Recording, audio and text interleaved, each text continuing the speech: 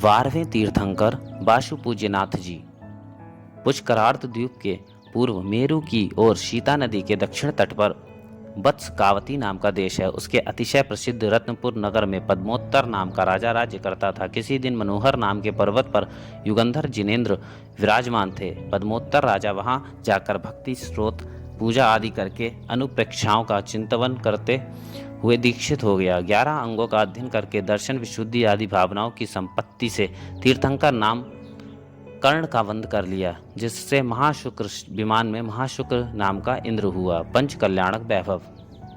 इस जम्बू द्वीप के भरत क्षेत्र में चंपा नगर में अंग नाम का देश है, जिसका नाम राजा बशु पूज्य था और रानी जयावती थी। आषाढ़ कृष्ण षष्ठी के दिन राजा ने पूर्वोक्त इंद्र को गर्भ में धारण किया और फाल्गुन कृष्ण चतुर्दशी के दिन पुण्यशाली पुत्र को उत्पन्न किया। इंद्र ने जन्म उत्सव करके पुत्र का बाशु पूज्य नाम रखा।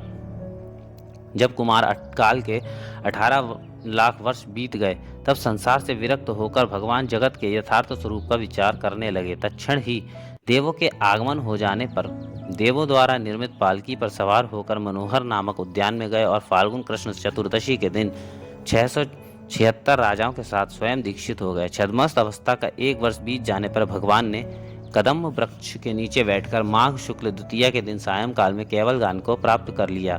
भगवान बहुत समय तक आर्यखंड में विहार कर चंपा नगरी में आकर 1 वर्ष तक रहे। जब आयु में 1 माह शेष रह गया, तब योग निरोध कर रजत मालिका नामक नदी के किनारे की भूमि पर वर्तमान चंपापुरी नगरी में स्थित मंदारगिरी के शिखर को सुशोभित करने वाले मनोहर उद्यान में पर्यंकाशन से स्थित होकर भाद्रपद शुक्ला चतुर्दशी के दिन 94 मुनियों के साथ मुक्ति को प्राप्त हुए।